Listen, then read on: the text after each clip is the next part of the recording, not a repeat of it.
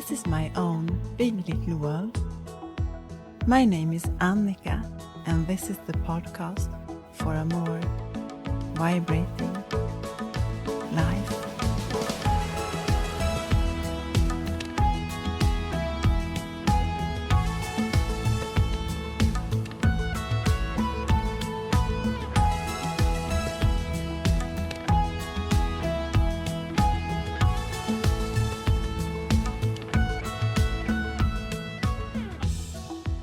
It's with a great joy I introduce my guest for today.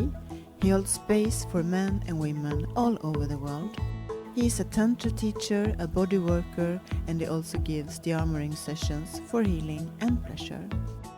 We talk about the nervous system, the sacred sexual awakening, and the importance to find our own pleasure first. We also talk about his journey from a small child in Bangladesh and the tough childhood. We talk about his path with Tantra, healing, and of course, pleasure. Warmly welcome, Shaft Uddin. So right now I'm sitting in the studio in Stockholm together with a beautiful man. And first of all I want to say warmly welcome to Stockholm. It's amazing to sit here together and open up the space for this talk. And for me, it's always like a tantric journey actually to dive deep into the unknown and see what will pop up after the way. So I want to say warmly welcome to every one of you and warmly welcome, Shaft. Thanks for having me. It's a beautiful city, even though it's raining and wet, and I'm having an amazing time. So I want to start to ask you, what is Tantra for you? Tantra for me, I'm going to go into the science of it. So science calls it the flow state. Tantra calls it presence. So and spirituality and books call it the power of now. So it's basically being here in the moment. And from this space of the now, the space of flow, you get all these insights, all these activations. You're no longer worrying about the past, depression. You're no longer worrying about the future, anxiety and stress. You're just here right now, living in the present moment. And this is where you begin to surrender to life. Things start to pour into your life like abundance. You start to change your words and your language to do with synchronicities, manifestations, gratitude. Your brain starts to rewire. The waves in your brain and your heart start to sync up. You're not disconnected anymore. You're fully connected to yourself, then each other, then the planet. Then you're tapped into something called the collective consciousness, where you could download any information you want. And you start having visions, start having all these superhuman abilities, your body starts to change, your face starts to change. Some people start getting younger. So that, for me, is Tantra. Eternal youth, superhuman abilities, presence, and being calm in the storm. That is a superpower. Not getting sucked into the story, the drama of life. Allowing the stories to flow through you. Allowing the chaos and the drama just to pass through your body. Knowing that you're not your thoughts. Sitting back, observing. Not being so reactive. Then you just live a life of freedom and ease. That's when people start to judge you though. Then there's another layer you got to take off, and Tantra gives you the tools for that. So that's what Tantra is.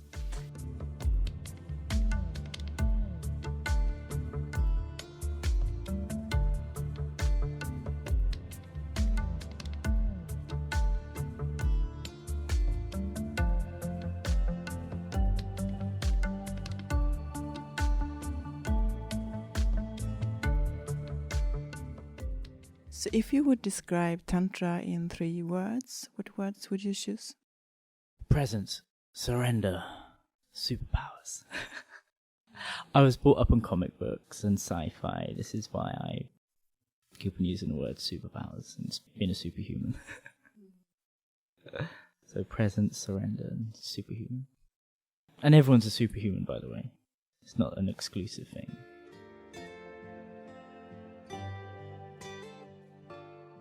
Me and the listeners are very curious about you. If you would describe yourself in short terms, what would you like to tell us? My name is Shaft Uddin. I am a somatic trauma therapist and a facilitator. I'm the founder of sacredsexualawakening.com, and my passions are changing the world through radical self-expression and freedom. My gift is to be myself, and that allows other people to become who they're born to be. So my mission is to find world peace through intimacy, so there's no more blaming and shaming between men and women, but transparent communication, authenticity, shared vulnerability, and most of all, co-creation.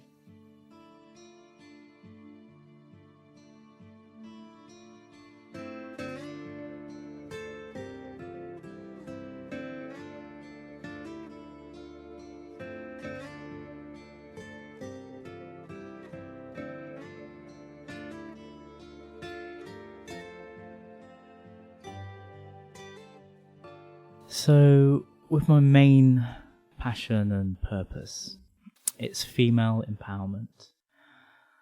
The body is the temple. This is where we have to live for the whole of our existence on this planet, in this lifetime.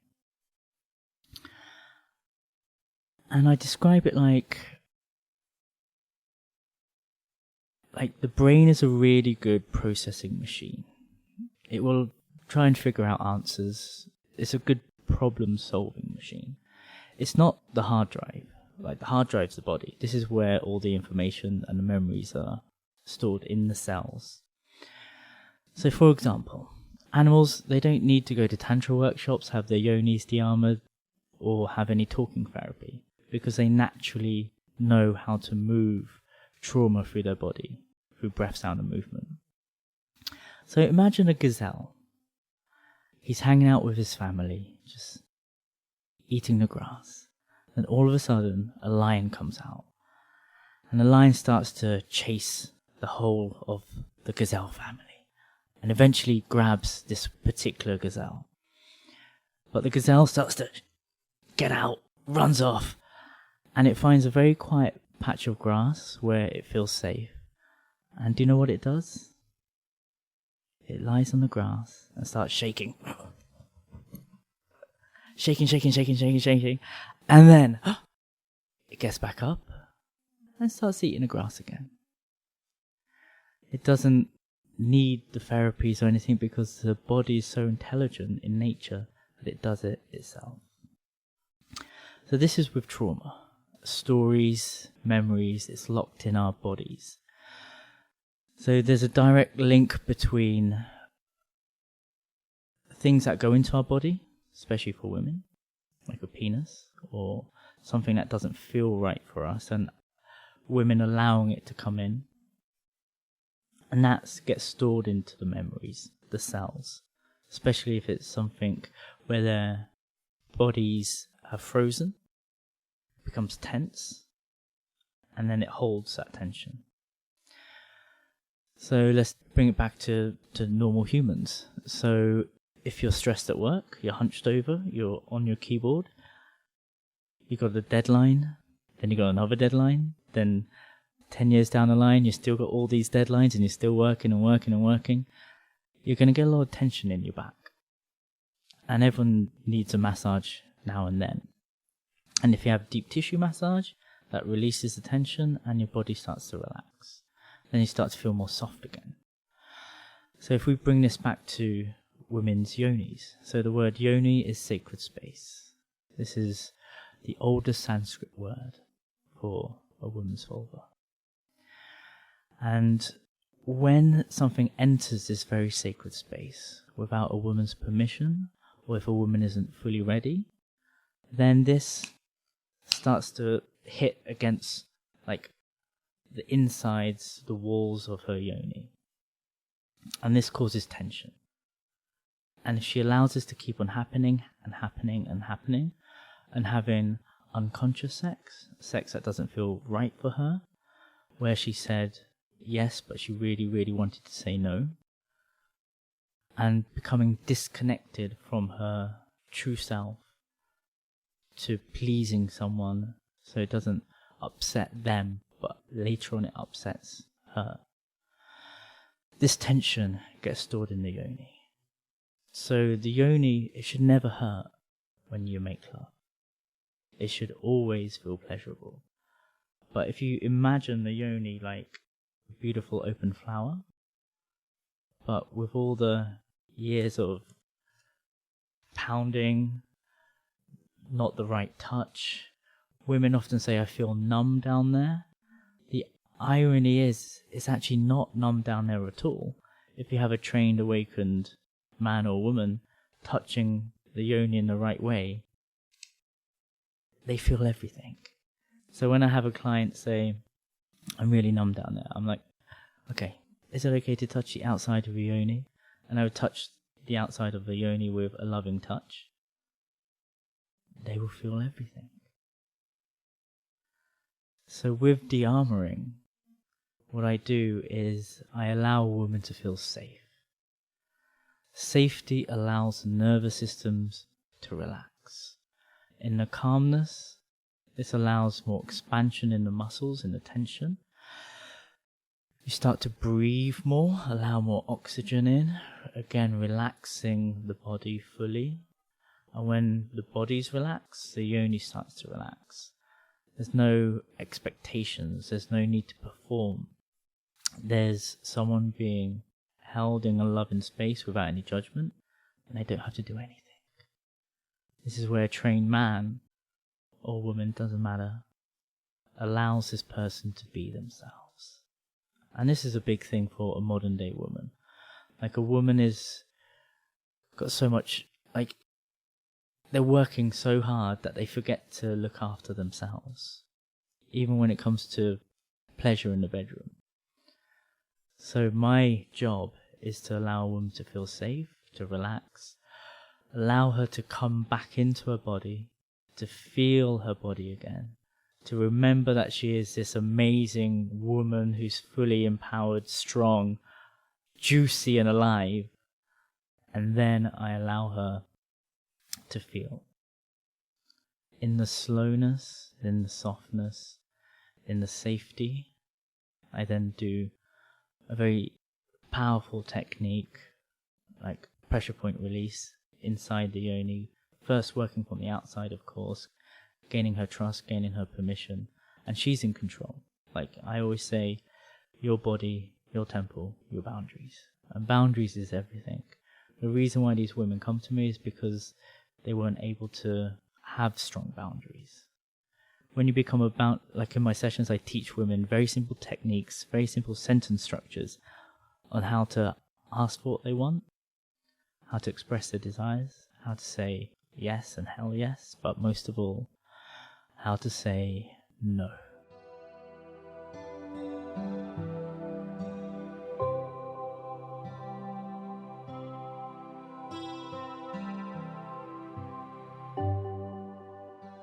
Yes, this is so important what we talk about now. The armoring can open up our bodies for so much more pleasure, sensitivity, and a lot of more energy.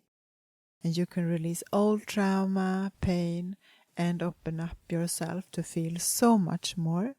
And it's also so important, or even more important, to find your own yes and your own no in your body and sex. So it's very beautiful to work with this, so it's very clear for you before you let someone in, also in a de-armoring session. I just want to put this in because this is so important, so you don't build up more trauma.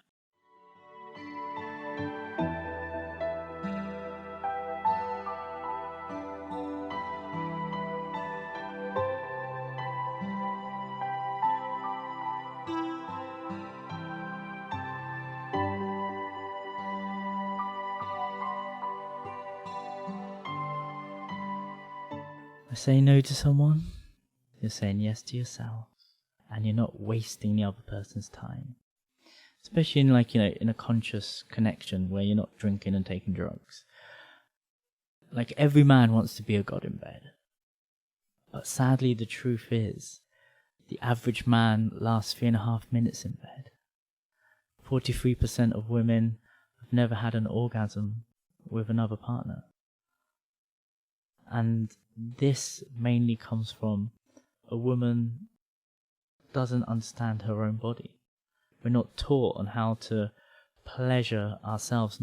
Most women have no idea what yoni mapping is, how powerful and pleasurable the whole body is.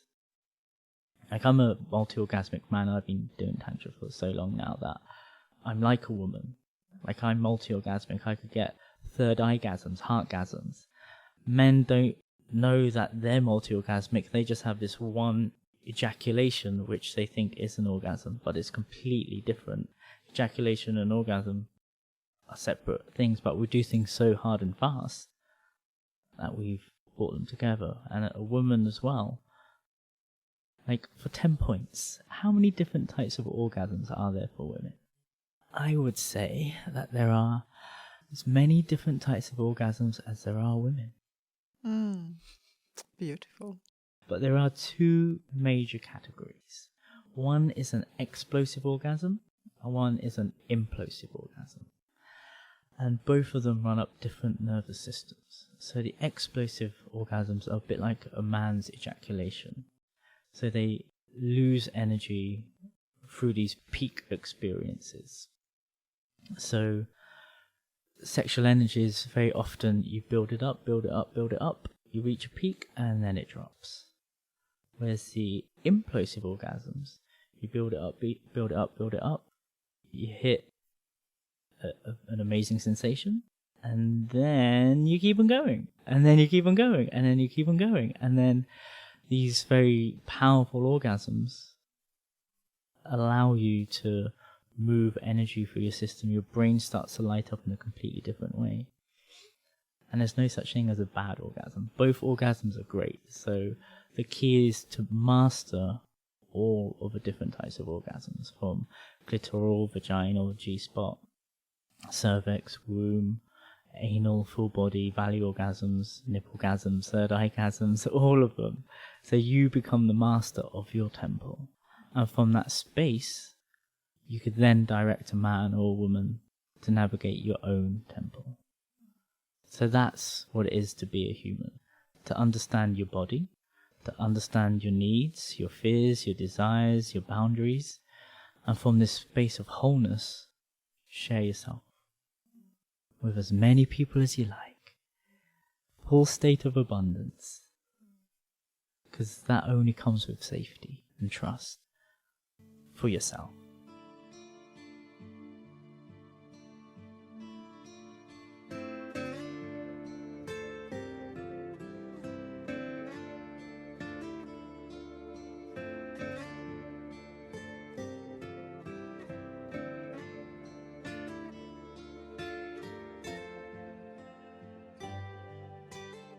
Sexual energy is one of the most powerful energies on the planet.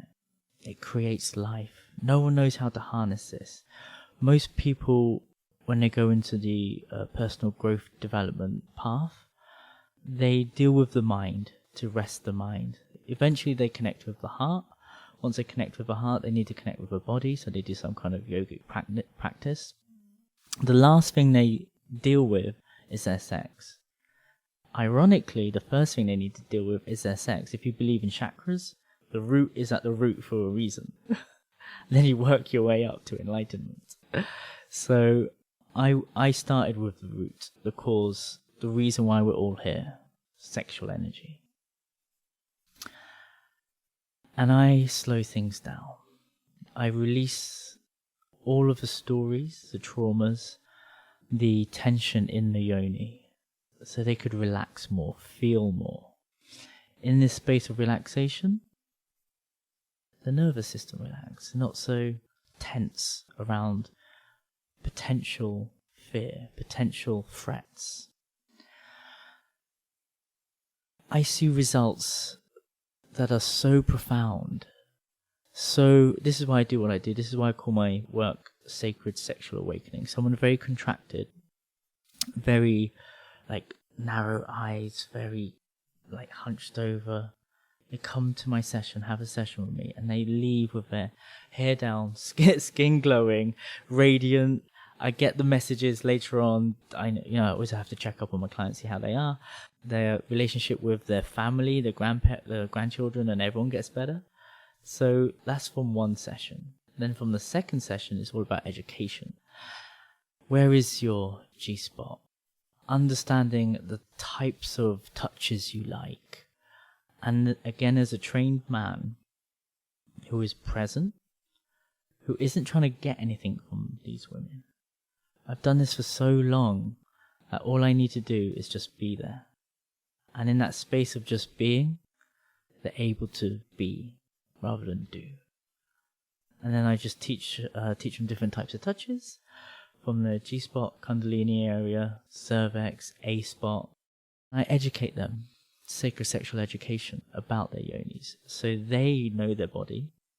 They have homework where they learn about their body because they finally had the neurological pathways of the brain connecting to the yoni. Like for the first time, it's awakened. The more you connect your yoni and brain together along the nervous system, so the more you start to connect fully with yourself, the more you know your yoni. Like it has its own ecosystem, it has its own intelligence. And speaking from your yoni, allowing your yoni to find your future partners, like she knows. She's fully, highly intelligent, but we've allowed all of the traumas, the stories, the rejections, the people overstepping our boundaries to close us up, to not trust ourselves. And trusting your yoni allows you to connect deeper with people. Like yoni, lingam, we all have the same stuff basically. We're actually more similar than we are different. Like we're all born women, and men, we get our little other chromosomes and our yonis turn into lingams. And every part of a woman's yoni is a part of a man's lingam. It's just got relocated in different ways. Your G-spot is our P-spot. Your clitoris is our frenulum. Like we're all the same. But we've created so much stories around our genitals that has caused so much pain, suffering and destruction around sexuality, and like the planet is fucked because no one's making love. Everyone's trying to get something. No one's coming from a place of love, but they're coming from a place of lack. It's the abundant state mentality we need to start living in rather than the fear that we're living in, the scarcity. Most of us don't have this deep contact with our bodies and sex, and we don't know how to fill up our own cup first. And our bodies are very wise and talk to us all the time, but we really need to start listen. And when we open up for Tantra, our body starts to speak even more clear. But most of the people out there are not open and don't have this deep contact, so we have a lot of work to do here. And first of all, we need to start listen and taking care.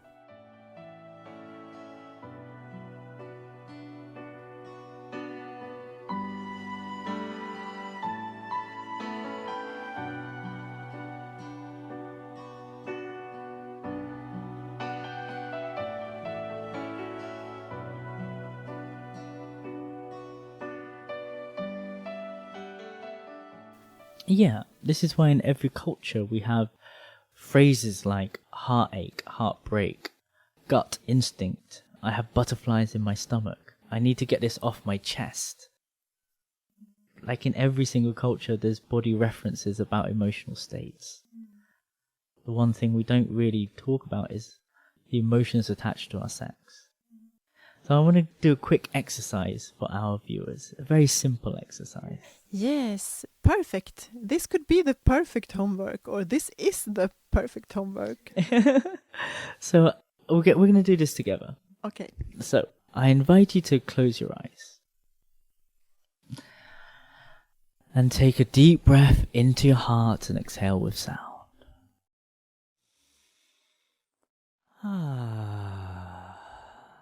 And a deep breath into your belly, exhaling with sound.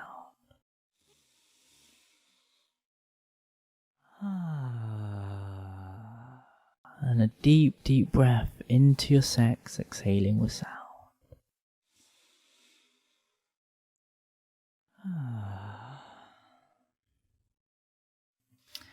So I invite you to bring all of your awareness to your heart space. So there's nothing else in the world apart from your big, beautiful beating heart. And seeing if there's any different sensations in your heart. Does it feel more alive now than it did a second ago? Beautiful. And now slowly bringing this awareness down to your solar plexus, allowing the tingles to go down to your solar plexus. And slowly, slowly visualizing this like a ray of light going down to your belly, tickling your belly and down to your womb space, and slowly connecting to your sacred space that is your yoni. And really feeling the aliveness in your yoni. And if you don't feel anything, that's also okay. At least you're bringing some awareness to this space. So I invite you to place one hand on your womb space and one hand on your heart.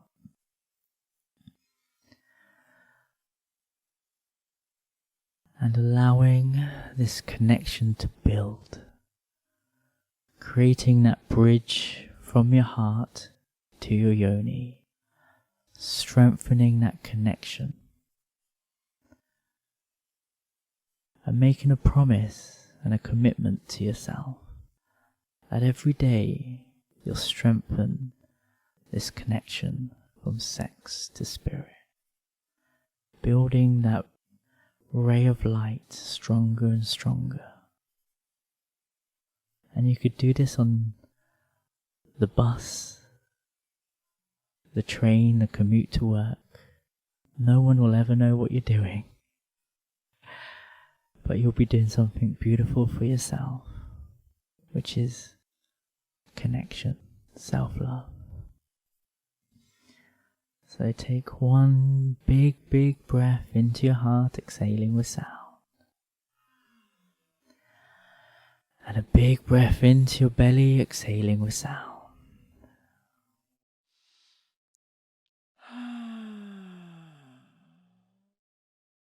And how do you feel? Anything you wish to share? I feel like I'm light, bigger in my energy, and alive.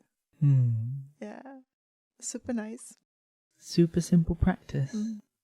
So that's your listeners' homework.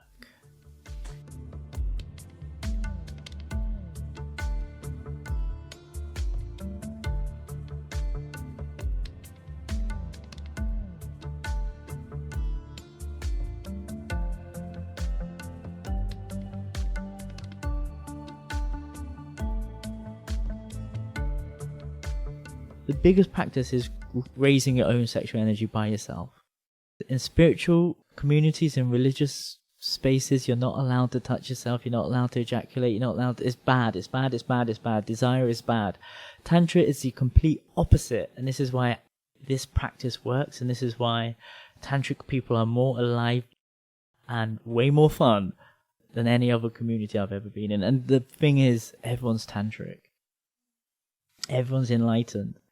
So raising up your sexual energy is a practice. For men, learn to control your ejaculation. Slow things down. Create a practice where you are able to feel the tingly sensations in your lingam. And lingam means the shaft of light, which is your penis. When used correctly, it is actually a healing tool. Most men don't know this. So to be able to bring their awareness to their lingam, like when you have an awakened lingam, it becomes a conscious cock. And this comes from non-ejaculation practices. And for women, not to just reach peak orgasms, just to raise that energy up, connecting with your sex. Loads of visualization stuff, but try going to the sensation. Raising the energy up for men and women, raising the energy up from your sex up to the heart. Like a simple practice is, close your eyes, go into a meditative state, do that heart thing, connect to your yoni or lingam, to your sex, pleasure yourself, set an intention for the day. What do you want to achieve? Who do you want to meet? During this self-pleasure, install that intention for the day into your body with pleasure. Raise it up. I mean, if you've mastered your body, you could have one of the orgasms, but at the beginning, don't. Just raise it up to like a level 8, level 7. And then visualize this energy expanding and rising up, subliming the energy up into the heart, to your third eye, across your entire body, so you're glowing with a sexual energy. And then let it go. Lie in savasana or just chill out. Don't rush and do and go, okay, I reached a peak orgasm, I just reached an amazing state, I'm going to go and grab my coffee and get out of here. Lie there for 2 minutes, integrating. Breathe into the pleasure, and then start your day. You realize you won't need coffee as much.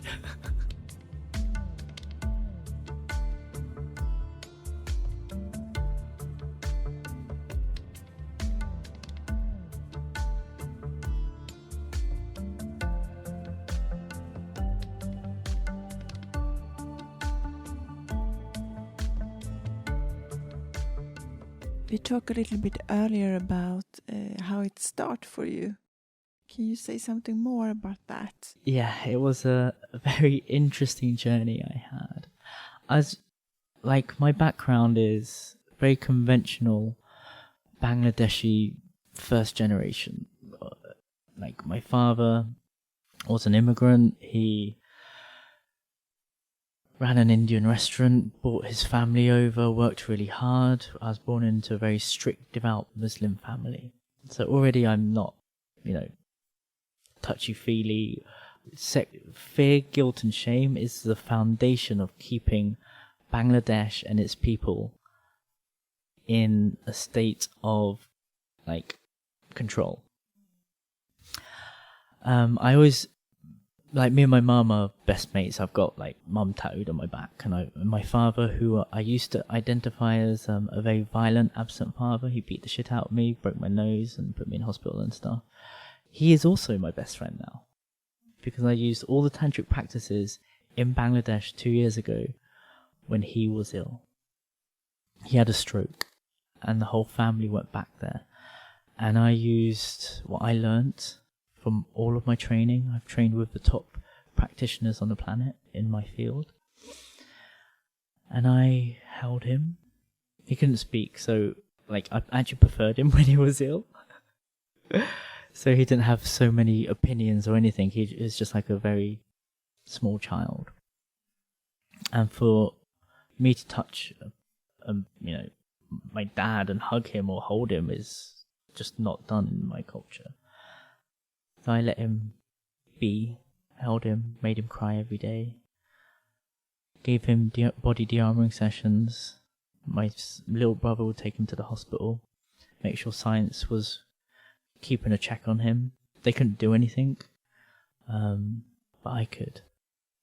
And it took a lot of courage for me to go into Bangladesh, where people look at me funny because I don't look like my own people anymore,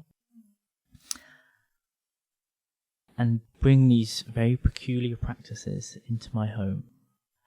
Hold space for the whole family. And I would do things in a playful way. Okay, we're going to play a game tonight. We're all going to go around a table and talk about our family story. So what's your family, what's the first memory you have about the family to this memory right now? You've got 10 minutes to talk about it. And no one's going to interrupt, especially you, Mum. And then we all go around talking about our stories. And everyone had so many different stories about the same family. It was a lot of work. My dad made a full recovery. He became my best friend. But during this time, I had like the most amazing growth, integration, and profound healing around my masculinity. And from disowning my masculinity to embracing it, now I'm a completely different person.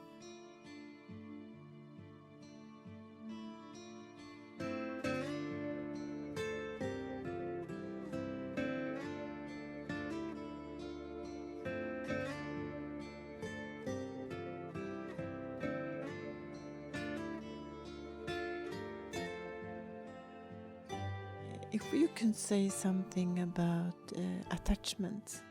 I love attachment.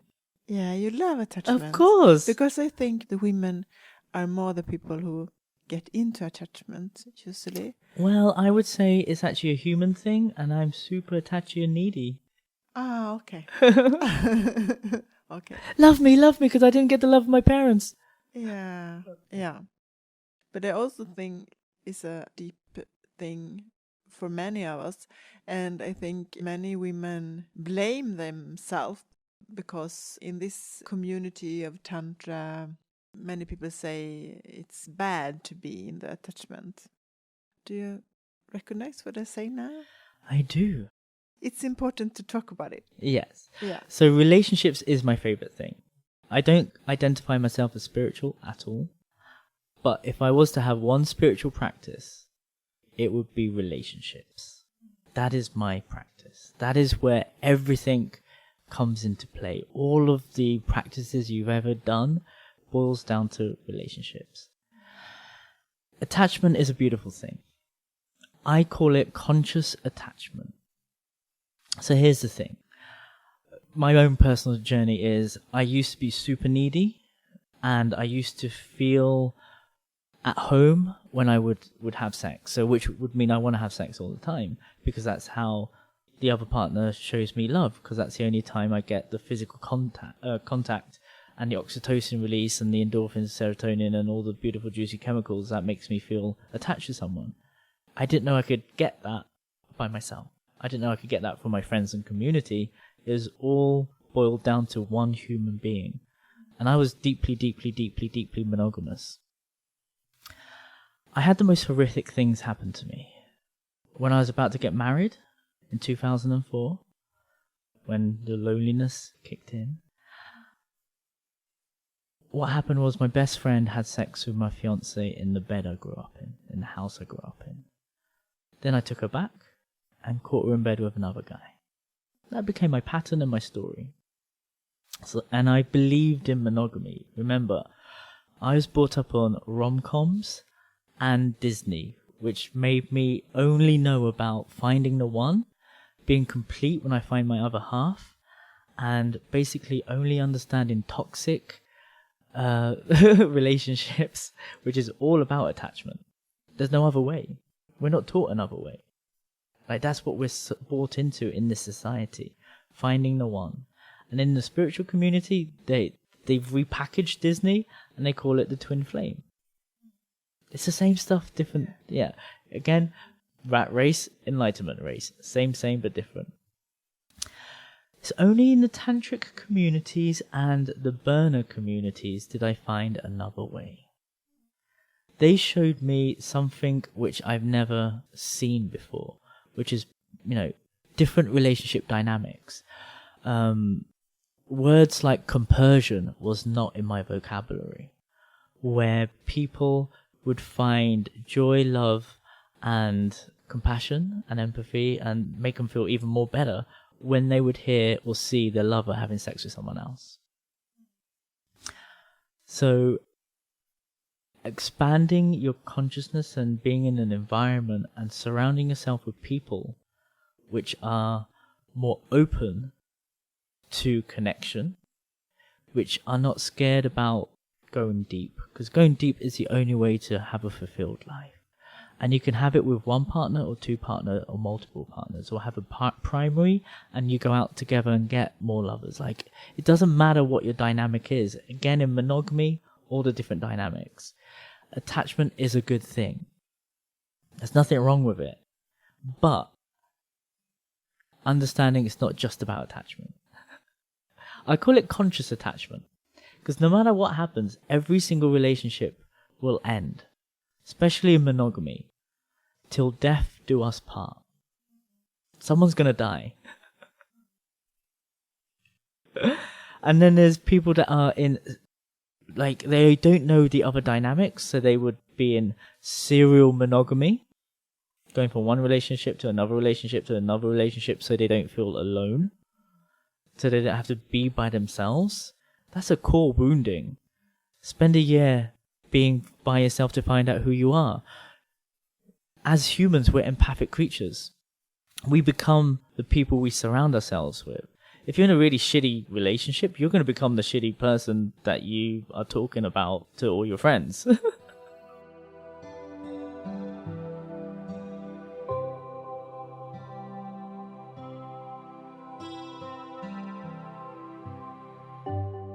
So the key is to be okay with the attachment, but know it will always end, because all things will always end. Like, for example, when I was in my relationships, when it ended, not only did I lose my hopes and dreams, my whole future was planned out with these women. This happened to me like all the time, for monogamous relationships, and still in polyamory and different relationship dynamics, this same pattern would happen. It's over now, thank God. So I've overcome that story. But every time the relationship ended, my world fell apart. I wasn't able to trust my best friends anymore. I lost my girlfriend, my future wife. I lost my best friend. I lost my friendship community. I lost my confidence. I lost my trust. I wanted to kill myself. Slowly, I would build myself up again. And again and again and again. And then people started finding me attractive. Then I find the one again. And then we have the most amazing relationship. And then she'll have sex with my other best friend. And then the whole pattern will happen again and again and again. Horrible. All of my suffering came from relationships. This is why it's my spiritual practice.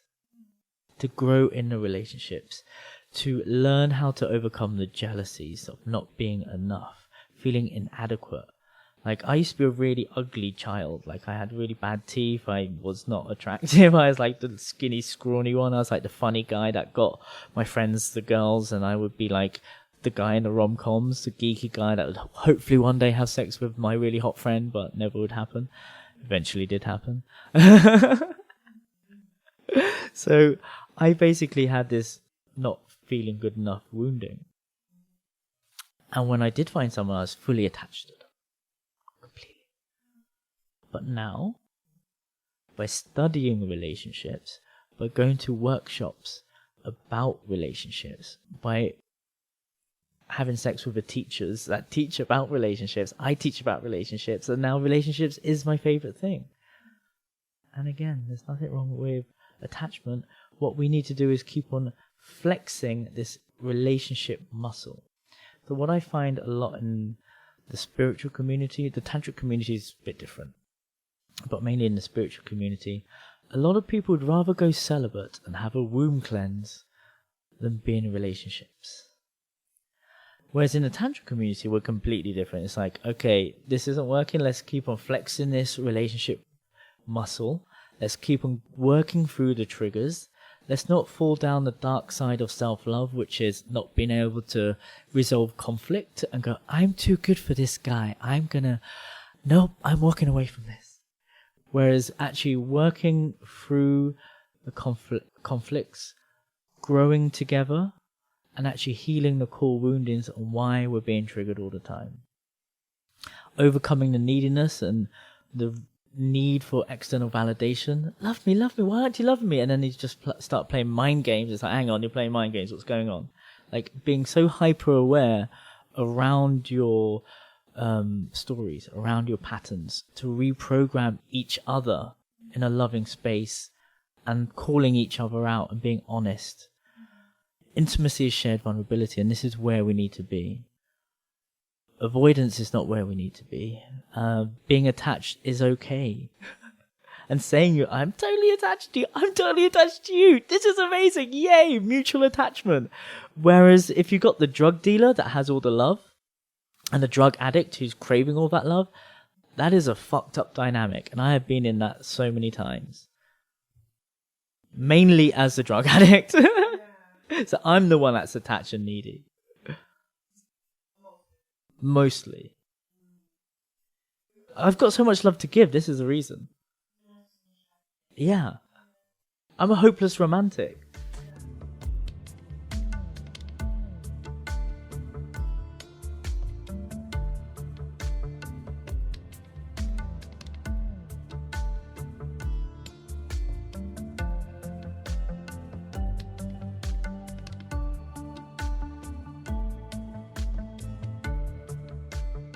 Thank you so much for being here.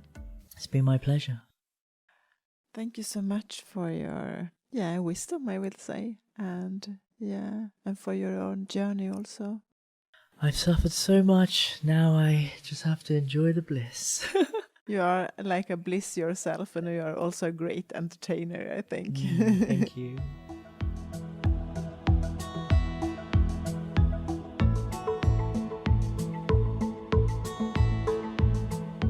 Thank you for being with us this episode. At TantraLiv's Facebook and Instagram, you can come in contact with us. We really want to hear what you think and what you want to hear more about in upcoming episodes. And remember, do you like us? Please give us a star in iTunes.